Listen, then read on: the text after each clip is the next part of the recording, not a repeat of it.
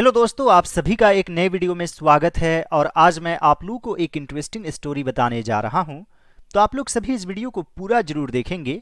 और दोस्तों, आज हम लोग इंग्लिश सीखेंगे इन डिटेल, यानी कि विस्तार पूर्वक। एक एक रूल मैं आप लोगों को बताऊंगा। यदि आप जीरो लेवल से इंग्लिश सीखना चाहते हैं तो यह चैनल आपके लिए बेस्ट है। और दोस्तों, मेरा वादा है आप लोगों से कि मैं आप लोगों को एक एक चीज़ बताऊंगा, कोई कसर नहीं छोड़ूंगा, कोई कसर ना छोड़ना। इसकी इंग्लिश होती है leave no stone unturned. So today I will leave no stone unturned. और दोस्तों, इससे पहले मैंने 2-3 वीडियोज बनाए हैं इसी तरह के, तो उन वीडियोज को भी जरूर देखेंगे। So without wasting much time, let's get started now. यह भूखे भेड़िए के बारे में एक छोटी कहानी है।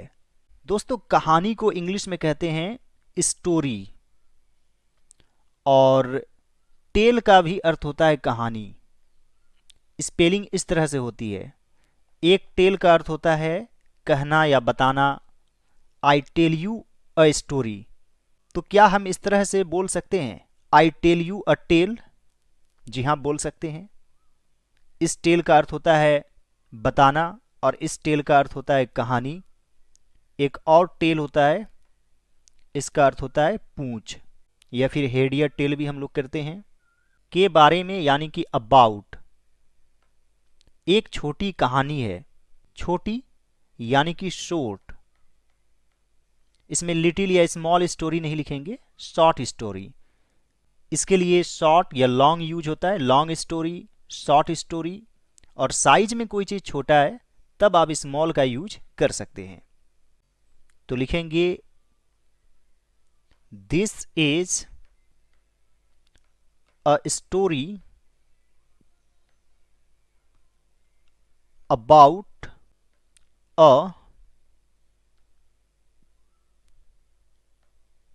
hungry wolf. This is a story about a hungry wolf. दोस्तों, भूखमरी को इंग्लिश में कहते हैं फैमिन।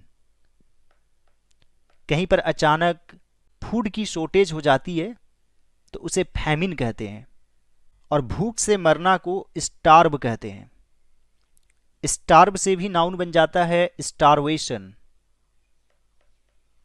यानी कि भूखमरी। This is a story about a hungry wolf. एक बार एक भेड़िया बहुत भूखा था। तो दोस्तों, यहां पर है था, यानी कि वॉज यूज करेंगे या फिर वर।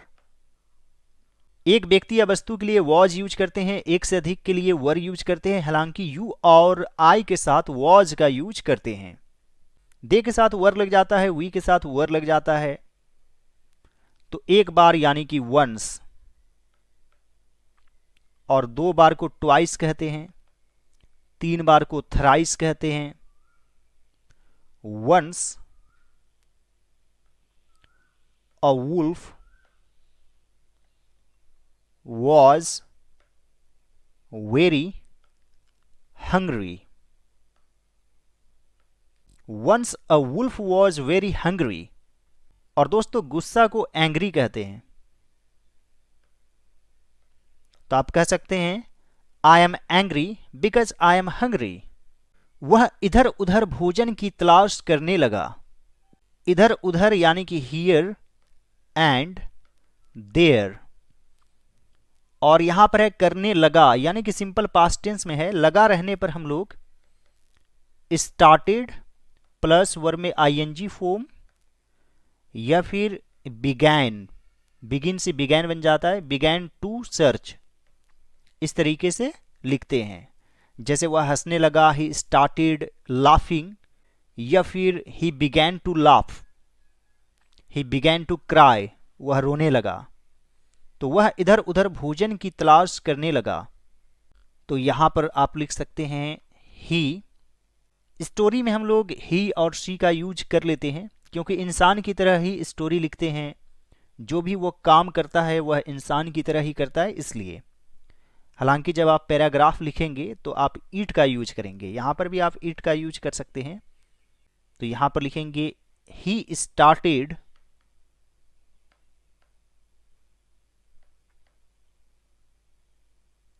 सर्चिंग या फिर looking for food. Here and there, he started searching for food here and there. दोस्तों, सर्च फॉर और लुक फॉर का अर्थ होता है खोजना, ढूंढना। जैसे मैं अपनी कलम ढूंढ रहा हूं, I am looking for my pen. और की तलाश में, इसके लिए इन सर्च ऑफ का यूज करते हैं। In search of. लेकिन उसे कुछ नहीं मिल सका, तो यहां पर है सका, यानी कि कैन का पास्ट फॉर्म कुड यूज करेंगे। जैसे मैं नहीं जा सका, I couldn't go. Could not को आप शॉर्ट में कुडंट लिख सकते हैं। लेकिन उसे कुछ नहीं मिल सका, but he could not gate या फिर find anything. But he could not get anything. आखिरकार उसे एक पेड़ के बिल में कुछ रोटी और मांस का टुकड़ा मिला। तो यह भी है सिंपल पास्ट टेंस में। इसमें सबसे पहले सब्जेक्ट, फिर वर्ब टू और फिर ऑब्जेक्ट लिखेंगे। आखिरकार यानी कि फाइनली या फिर एट लास्ट, उसे एक पेड़ के बिल में कुछ रोटी और मांस का टुकड़ा मिला। तो यहां पर मेन वर्ब है मिलना, तो मिलना का गेट हो जाएगा, गेट से गॉट बन जाएगा। फाइनली ही गॉट, कुछ रोटी और मांस का टुकड़ा, some pieces of bread and meat. पहले लिखते हैं क्या मिला, उसके बाद लिखते हैं कहां पर मिला। एक पेड़ के बिल में, इन द होल या फिर हॉलो भी आप लिख सकते हैं, यानी किसी पेड़ के खोखले में, of a tree. Finally he got some pieces of bread and meat in the hole of a tree. भूखा भेड़िया बिल में घुस गया। तो यह भी है सिंपल पास्ट टेंस में। यहां पर लिखेंगे द हंग्री वुल्फ। यहां पर घुस गया, इसके लिए आप गो इनटू का यूज कर सकते हैं, एंटर का यूज कर सकते हैं, लेकिन एंटर के बाद इनटू नहीं लगाना है। एंटर के बाद प्रीपोजिशन नहीं लगता है। जैसे I entered the room, I entered into the room गलत हो जाएगा। I go into the room, I came into the room आप फिर बोल सकते हैं। लेकिन आप किसी डिस्कशन में घुसते हैं, आई एंटर्ड इनटू अ डिस्कशन आप बोल सकते हैं। और दोस्तों, यहां पर जो है कोई जानवर अंदर की तरफ घुसता है तो शरीर को थोड़ा सा पतला कर लेता है, तो उसके लिए आप यूज करेंगे स्क्वीज इनटू। स्क्वीज्ड, तो यहां पर स्क्वीज्ड हो जाएगा वर्ब टू। तो यहां पर लिखेंगे the hungry wolf squeezed into the hole. The hungry wolf squeezed into the hole. इसने सारा खाना खा लिया। तो यह भी है सिंपल पास्ट टेंस में। सबसे पहले सब्जेक्ट, फिर वर्ब टू और फिर ऑब्जेक्ट। खाना की इंग्लिश होती है ईट, इसका वर्ब फॉर्म होता है एट, ईटन। तो बताइए कि इसमें वर्ब टू क्या है? एट। इसने या उसने आप ईट का भी यूज कर सकते हैं, या फिर ही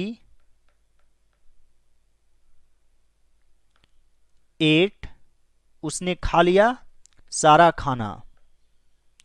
all the food, he at all the food. यह एक लकड़हारे का दोपहर का भोजन था। दोपहर का भोजन, उसके लिए हम लोग लंच यूज करते हैं। रात के भोजन को डिनर कहते हैं। नाश्ता को ब्रेकफास्ट कहते हैं। एक शाम के टाइम में खाते हैं थोड़ी बहुत, तो उसे सपर कहा जाता है। और हल्का फुल्का नाश्ता को रिफ्रेशमेंट कहते हैं। दोस्तों, आप लोग सभी इस वीडियो को पूरा जरूर देखेंगे, और अभी तक लाइक नहीं किया है तो कृपया इस वीडियो को लाइक जरूर कर दें। यह एक लकड़हारे का दोपहर का भोजन था, तो यहां पर था वॉज यूज करेंगे, तो आप लिख सकते हैं it was a would cutters lunch. It was a would cutters lunch. अब दिस भी लिख सकते हैं, या फिर this was the lunch of a would cutter. This was the lunch of a would cutter. वह दोपहर का भोजन करने के लिए वापस पेड़ की ओर जा रहा था। तो यहां पर है जा रहा था, यानी कि पास्ट कंटिन्यूअस टेंस। इसमें सबसे पहले सब्जेक्ट, फिर वाज वर, फिर वर्ब में आईएनजी फॉर्म, और फिर ऑब्जेक्ट यूज करते हैं। तो यहां पर सब्जेक्ट है वह, तो यहां पर लिखेंगे ही वॉज गेटिंग बैक, यानी वापस जा रहा था पेड़ की ओर, टू द ट्री, दोपहर का भोजन करने के लिए, टू हैव हिज लंच। दोस्तों, वापस लौटना, इसके लिए आप get back, come back, return का यूज कर सकते हैं। He was getting back to the tree to have his lunch. या फिर आप लिख सकते हैं he was on his way back to the tree to have his lunch. He was on his way back to the tree to have his lunch. लेकिन उसने देखा कि बिल में कोई भोजन नहीं था, बल्कि एक भेड़िया था। दोस्तों, वैसे बल्कि को रैदर कहते हैं, लेकिन यहां पर इंस्टेड यूज करेंगे, यानी उसकी बजाय, भोजन की बजाय भेड़िया था, की बजाय, इसके लिए इंस्टेड ऑफ या इंस्टेड का यूज करते हैं। इसे इंस्टीड नहीं पढ़ेंगे, इसे पढ़ेंगे instead.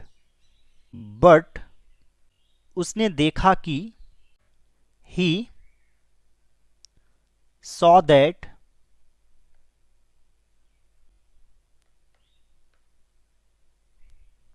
there was no food in the hole.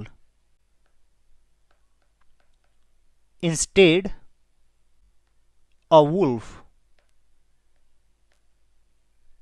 या फिर instead he found a wolf, यानी कि उसे भोजन की बजाय एक भेड़िया मिला। But he saw that there was no food in the hole, instead a wolf. लकड़हारे को देखकर भेड़िया बिल से बाहर निकलने की कोशिश करने लगा।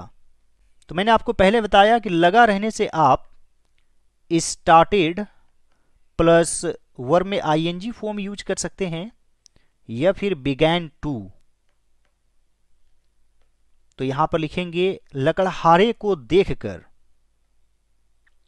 On seeing the would cutter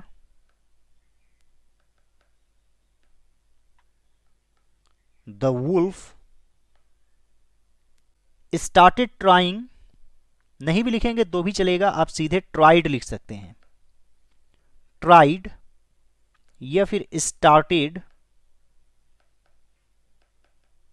trying to बाहर निकलना यानी कि गेट आउट ऑफ समथिंग। तो get out of the hole, out of का ही अर्थ होता है किसी चीज से बाहर निकलना, इसलिए गेट आउट फिर फ्रॉम लगाने की जरूरत नहीं है। जैसे गड्ढे से बाहर निकलना, get out of the pit. दोस्तों आउट ऑफ ऑपोजिट होता है इनटू का, इनटू और out of.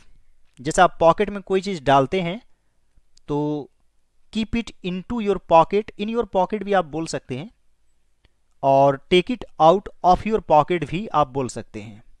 On seeing the woodcutter the wolf try to get out of the hole. लेकिन ऐसा नहीं हो सका, इसका पेट सूजा हुआ था, लेकिन ऐसा नहीं हो सका, बट इट कुडंट, या फिर वो ऐसा नहीं कर सका, बट ही कुड नॉट। इसका पेट सूजा हुआ था, इट्स, इट को सब्जेक्ट बनाएंगे तो इट्स हो जाएगा, यदि ही को बनाएंगे तो हीज स्टमक, या फिर आप लिख सकते हैं tummy was swollen, but he was not able to get out of the hole because his stomach or tummy was swollen। आप अपने तरीके से लिख सकते हैं, लकड़हारे ने भेड़िए को पकड़ लिया और उसकी खूब पिटाई की। तो पकड़ना यानी कि कैच, कैच का वर्ब फॉर्म होता है कॉट, कॉट। इसी तरह टीच टॉट, टॉट हो जाता है, तो यहां पर वर्ब टू यूज करेंगे। The wood cutter